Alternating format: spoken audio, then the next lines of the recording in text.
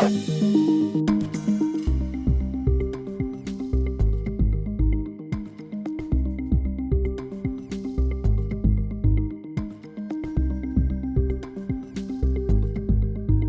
now, from the CFTK-TV studios, this is Open Connection with your host, Robert Pictou.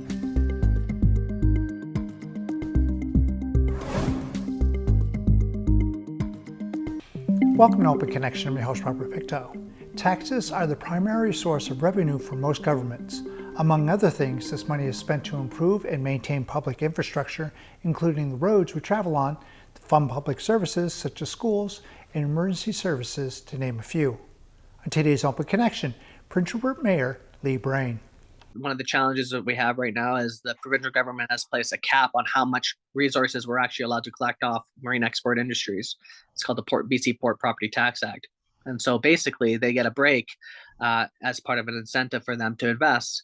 Now, this was supposed to be a temporary investment decision from 2003 to 2008, but it was made permanent basically. And so the city can't actually adjust those tax rates.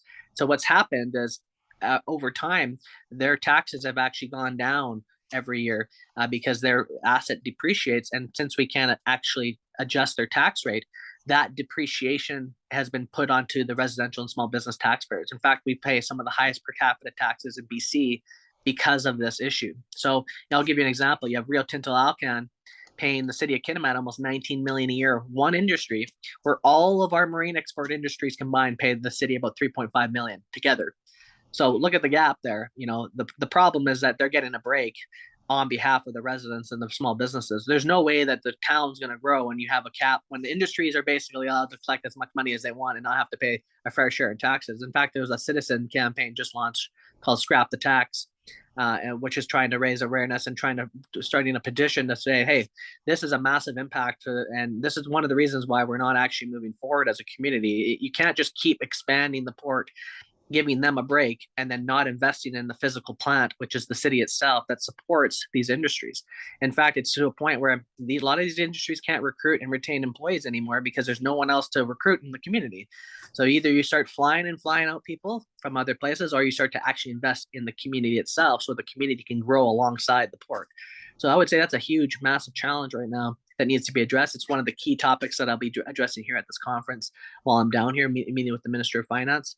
And if we can get that cap removed, then I think we'll be seeing a more even playing ground where the industries can pay their fair share, and we can start easing the burden off the residents and the small businesses. But it's basically a handcuff that's been placed on the community, and it needs to be removed. When you're in a situation like that, as an elected official, you have to kind of think outside the box. And one of those things that come to mind is that you kind of did that when it comes to revitalizing a playground. Is that right? We raised about $100,000.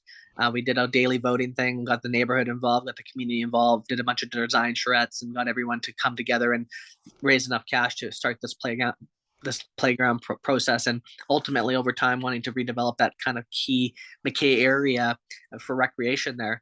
But yeah, we do need to think differently. Another thing that we did do is, with Watson Island, for example, it was this Skellios pulp mill. It had 2 legal battles on it when I came in. We had environmental issues there, but we decided to, switch gears. We got that mill torn down. We got a lot of the environmental stuff taken care of, and we attracted a proponent now. And we're actually collecting lease payments, and the city is actually running a private port through Watson Island now. And so we collect lease payments, which is where you really collect bigger paychecks than taxes through that island. And that's really what's been keeping this community afloat. So over time, what we want to do is have 6 or 7 proponents on the island. Hopefully we can generate that 20 to 30 million a year the community needs through that island. And that's really going to be one of the big opportunities for the city itself and the community as we try to address these tax gaps. So we need to become more entrepreneurial. We need to start thinking differently about how we do business, because a lot of the issue right now, Robert, is that, cities are stuck on this old archaic taxation model. And I think there needs to be massive financial reform because you can't just keep taxing people to death for income. And there's a lot of models out there in the world where property tax isn't just the sole way a city can collect income. And I think if the province can start to adjust those things, then you'll see cities being able to become more successful over time, which is a totally different conversation. But for us at Prince Rupert, yeah, we've had to do things differently, and we try to do it differently so that we aren't having to infinitely raise taxes on residents to do just basic things, right? And nobody understands that, right? They go, "Oh, you're raising my taxes again." But the truth is, every city in Canada is on a 2 to 3% tax increase a year forever, just from inflation and rising costs, not even including new things. So unless something changes, we're looking at a lot of cities in the next 10 to 15 years are going to be in big trouble because, 2 to 3% tax increases a year just for baseline, plus maybe another 2 to 3% taxes just to do something new or change something. You're looking at 5% tax increases across the board, all across the nation forever, basically. You just can't go down that road forever. So something's going to have to budge long term in terms of how the funding models work around government. And that's something after 8 years I can say, as a final assessment, right? Is that is one of the key issues, and no matter who gets in next, they can say whatever they like. They're going to get trapped in that model, and they're going to have the same challenges, and they're going to have to figure out the ways out of those challenges too. So it's just something that needs, and the discussion like that has begun here with the mayors and stuff like that, and the province, and everyone's starting to realize that the 21st century problems with a 20th century model is just not adding up. Something big has to change to be able to really start to mobilize the finances so that cities and communities can really start to, in a very accelerated way, address a lot of these problems. Otherwise, you're looking at 20 years waiting for a grant for one project to finally get one thing fixed. And people are not patient anymore. They don't understand that, and they want instant results. So that's how we have to start moving forward collectively so we can start addressing the big macro level issues. Open Connection will be right back after these messages. And now, from the CFTK-TV studios, this is Open Connection with your host, Robert Pictou. Thank you for staying with us. According to the BC government website, under the section Local Elections, communities need a diversity of voices at the table to come up with innovative solutions to the challenges faced by local governments, including climate change adaptation, social inequity, and the changing economic development landscape. Let us return to the conversation with Lee Brain. I believe in you do a job for a specific amount of time and you do it effectively. And I feel like that's what I did for 8 years. I put my heart and soul and I gave everything I had to this position, at sometimes sacrificed to myself and my health and my family. And 8 years, I think, you come and you do what you need to do. Sometimes if you stay too long, you start resting on your laurels. I don't want to do that. So, I feel like the energy I gave was there. And after having a newborn daughter, my attention span has been going into other directions. I want to start a family. And I just, everyone tells me, those times are short and I want to focus on, raising my family and being a present father, I guess you could say. So I would say that's a key reason. But also, one of the things I really enjoy is facilitation, leadership development. A lot of people are afraid of entering government. Basically, they're afraid of being scrutinized, but they have ideas and they want the world to change, and they're just not sure how to kind of bring that forward in a position like a council or a mayor or a school trustee, or running for MLA or MP or whatever the position is. So I decided to start like a campaign school, basically teaching people how to run for office, but not just how to run for office, how to develop the skills and the confidence so that they can, be the change that they want to see in the world. And I wish I had that when I first ran. I think I ran basically purely on naivety, basically, in some ways. I just had to kind of figure that out. But there was really no ability for me to get any sort of leadership training or anything around government, because government, the challenge is you have to be in government to know what it is. It's impossible to teach it outside of government. And once you get elected, you have opportunities for training, but it's not really robust. And so I kind of want to start helping newcomers getting into politics, teaching them the leadership skills, teaching them kind of how the system works, and then teaching them how to put a campaign together so they can get in and help address the challenges of housing and the things that they're passionate about. And so I want to remove that fear, help them get the confidence, help them with a process on how they can put a campaign together, how to put their messaging together, how to target voters and do the door knocking and all the things that they need to do to basically be able to create a compelling message that builds a team around them so that they can be effective leaders in the world. And I think people underestimate the power of government. And I'll give an example. When I was working in the nonprofit the field before mayor, we do these little projects and you can kind of get some traction, and all of a sudden you maybe make a little difference here and a little difference there. But as mayor, I've managed to massively transform Prince Rupert beyond my wildest imaginations from the time before I got elected. Like, I had no idea we were going to do that much stuff basically to get the town moving. And I realized that through that position, you can do so much more than just volunteering on the side. And I think there's a lot of people that want to take a step. They want to go in that arena, but they're just like, I'm not sure exactly how to approach that. So then they don't. Well, then look at the elections. You have the same people running again and again. They're small elections. Nobody really wants to put their name forward. So the business I'm trying to create here is an online academy where doing courses, and I wrote a book called The Art of Campaigning, which teaches people basically the full high level process of running a campaign and how to put it together, but also a little bit more philosophy around the rules of government and how to maybe approach being in government and how to handle those negative attacks and the scrutiny that comes into place, and like how to like not take it personally, and teach them like you don't have to be afraid of those things that happen like online or offline, and that you really can do it and make a difference and still be happy in the process and not have it be a very stressful event. So that's kind of what I want to do next now. And so far I'm getting good reception. And there are a lot of people that I think are feeling that. And some people have messaged me saying, hey, thank you for doing that. I wasn't really sure how to go about that. And now that I have a resource for that. So hopefully that will be the next trajectory for me. But, I still want to be involved, but I think being involved means, creating new leaders that want to make a difference in the world. Open Connection will be right back after these messages.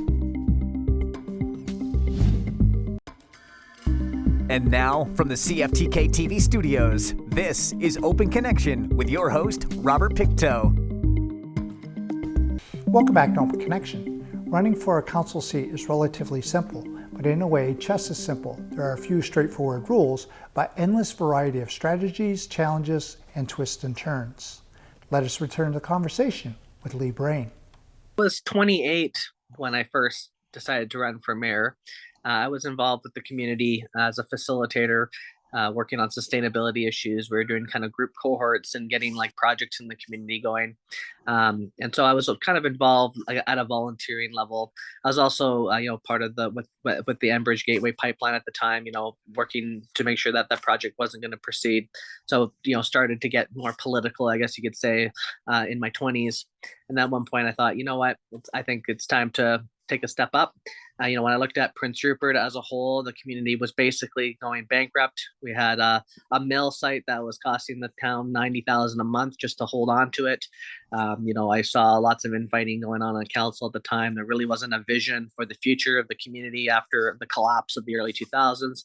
And really, it was just trying to figure out, how does this community move forward, basically. So I decided, hey, you know what? I'm very good at working with groups, and I didn't want to spend my time on council as a counselor. I figured, I think I have value to add in the mayor's role. And so we launched a year-long campaign. And I got elected when I was 29. And now I've been the mayor for about 8 years. And I'm just on my final 2 months left here. I'm not running again, going to be pursuing other adventures, have a newborn daughter type of thing. So I'm 36 now, about to turn 37. I figured I better enjoy some of my youth while I still got it. I'm sure I could go another 10 years, but I think, we did what we needed to do to get the town out of, the proverbial hole. We really were able to generate the revenue we needed to do to make sure the town could get some of the new infrastructure challenges addressed, moving forward on housing, all these other things. So I'm feeling confident that Prince Rupert's future is looking good now. We're on a right train. We have a new vision for the town, Rupert 2030 plan. And so, I think it's time for a new beginning for me personally now. And if I remember correctly, one of the things I found was interesting, and speaking to you in previous conversations, is that the infrastructure of Prince Rupert has not been upgraded at all, to the point where, if I remember, there was something about wooden water pipes. Is that right? Yes. So essentially, Rupert was built in 1910 was when it was incorporated. The water system was the original water system from that time. So we're looking at pipes that are 100 years old. There are some wooden water pipes, but that was out to Watson. But in town, there are these old pipes that basically are crumbling. When I came in, nobody had ever thought of upgrading the water supply. About $100 million project. So that was the first thing I did. Literally, was get the first grant for the first phase of that water system, and we were able to now fully fund the water supply upgrades. And the new dam is actually about to be completed, and now we're about to do water treatment, and that which will be most likely completed in 2024. So the town's going to have probably one of the most state-of-the-art water systems in the world once that's done. But it also has a $600 million infrastructure deficit.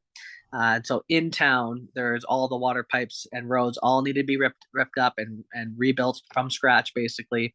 I did a state of the city presentation for the community in June, where I outlined kind of over a 2-hour presentation, kind of like what all the current opportunities and challenges are. And really what it is that, in the 20th century, most communities, asset management wasn't really a trend. It was just really just build, build, build. But now in the 21st century, asset management is probably one of the key things for most cities. You can't even get a grant now until you can explain, what the future replacement of that thing you're trying to get money for is going to be. And so, we're a huge challenge. Like Rupert has, for example, we still all our waste goes into the ocean, and that was built 100 years ago as well. So that's another $100 million that the community is looking at doing, where we have to rip up every single pipe in town and redirect the sewage and do all that kind of thing and treat it, all that kind of thing. And, that's on top of the water. And a lot of the grants, for example, with water and sewage are the same grant. So you have to choose one or the other. And we chose to do the water supply first because water is life. And now we're moving on to the next phase, which is to start raising money for the waste treatment.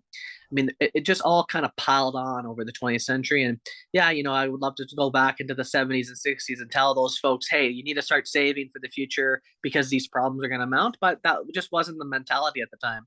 And so our responsibility, and I guess our generation, is to kind of start cleaning up the challenges of the past. And I think we've created a framework now for Prince Rupert to, one, generate the revenues you're going to need to replace those.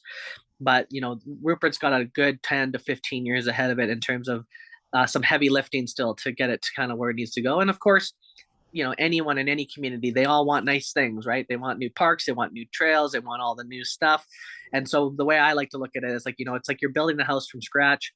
So you're building the foundation, but you also need to build the walls and paint the walls and bring in the furniture all at the same time, because you can't just focus on infrastructure and not worry about quality of life. Compared to Terrace and other Northwest communities, our infrastructure deficit is just so much astronomically higher just because of our terrain, where we're positioned on the ocean, the kind of infrastructure we have. Like our water system's like 8 kilometers away from the community, up in the mountains, and across the ocean. So there's a lot of differences, I guess you could say, in terms of what our challenges are versus others. Because some people say, well, Terrace has this and you guys don't. And well, you can't really compare communities in terms of their challenges. Everyone's unique. Everyone has unique things that they're going through. But Rupert in particular, infrastructure is definitely very old and needs to be addressed. And so I would say that's top priority along with housing. Open Connection will be right back after these messages. And now, from the CFTK-TV studios, this is Open Connection with your host, Robert Pictou. The 20-60-20 rule states that 20% of the people will be immediately on board on whatever you are saying, 20% of the people will be immediately opposed to whatever you are saying, and 60% of the people are neutral. In the final segment of Open Connection, Lee Brain gives us a few examples of the 20-60-20 rule. Campaigning is more than just running for election. It's a set of tools to mobilize people and resources in a common direction. It's a way to get things done, basically. And so campaigning can be applied for multiple things outside of government as well. But, once you get elected, you're always launching a campaign. For example, when I to go fix the water system, $100 million to raise, well, that was a campaign within government. We had to work multiple different departments. I had to do a whole song and dance and do a whole thing to build up the process to get the government to want to give you funds. You need to use campaigning tools to build up awareness and build your team and create your message. And so I think the tools that I'm doing in this book help in general in life. If you're someone that wants to change the world and get things done, whether it's building a park or changing, your community in a macro way, the tools I think in the book will help people really figure out how to put things together in a way that they can go, hey, I actually know how to do this now, and I don't have to second guess whether or not my message is going to be correct or not. And of course, a lot of people were saying, oh, a book. Okay, where do I get it? Is it only in like paperback, or is it online? Where can we get this? So it's an ebook. It's online at theartofcampaigning.com or at my website, leebrain.com, either or. And when you buy the book, you get prompted to, there's other training opportunities, like course opportunities you get as well. So once you buy the book, you'll be able to buy a couple courses if you want extra training, but primarily online. And the reason why I did that was because, I wanted people to be able to instantaneously be able to start reading, especially if you're someone in a pinch trying to get a campaign together, say for this upcoming election, then you could kind of power through the book and put a process together. And you can see, I show them in the book how you put your campaign together quickly. 2 particular chapters are really kind of focused on like getting the work done. And so, yeah, that's kind of why I put that together. But there are other opportunities for additional trainings once you purchase the book. And of course, one of those things they're saying, well, it's great to have the book, but, Lee, you're the author. Can you come down and talk to my group? And are you available for those things? Absolutely. So I do coaching one-on-one. I'll do coaching with your campaign team. I even offered, we can do daily coaching right till the election time. And so, I try to offer a variety of different services. I think part of my skill set, I would say, is like kind of that motivation and coaching. And I think a lot of candidates, once they're in a campaign, the self-doubt starts to creep in. Am I going to win? Oh, they said this about me. What do I do now? And so I do have offerings where I will support you right till your election or support your team, that kind of thing. So, yeah, I definitely offer that as well. And of course, one of those things that, when you run in a public office, you kind of suffer that bucket of crab syndrome where you're trying to climb up and then always someone seems to be pulling you down. How do you combat that? Well, that's, it was like with my campaign. I had so many people telling me, 1, you're not qualified to run, you're too young, you should be on council first. Every voice on the planet tells you why not. And what I teach is how to keep above all that so that you become the focal point of the campaign, you become the front runner, and it's your message that becomes the primary message in the campaign. And what happens is when you stay focused on your plan that you've enacted, then the other candidates, they're watching you. They're trying to adjust to your strategy. So then they end up starting to chase you. And it creates this phenomenon in elections where, you become this front runner basically. And I show people how to do that and not buy in. Like, you could get upset about something someone says privately, but if you make that post on Facebook, well, then now everyone knows that that triggered you. And, you don't want to do stuff like that when you're running a campaign. So you can have the human emotions, but I also teach them like how to overcome those, how to overcome the scrutiny, how to overcome all that stuff and stay out ahead of it all. So that by the end of it, you not only are you winning, but you're winning by a landslide and you're winning with that mandate you need to make the changes you want to see. Because you don't want to just win by 10 votes. You want to win by so many votes that it's so clear that your community went, hey, this person for sure is a person we want there. And it gives you that leeway to make those changes without everyone constantly criticizing that you're making them. So I show people how to do it that way so that they can become that top candidate basically. Thank you for joining us for this episode of Open Connection. The greatest distance in the existence of man is not from here to there, but the connection from his mind to his heart. If we can conquer that distance, we can soar like an eagle and realize our immensity within. I'm Robert Pictou.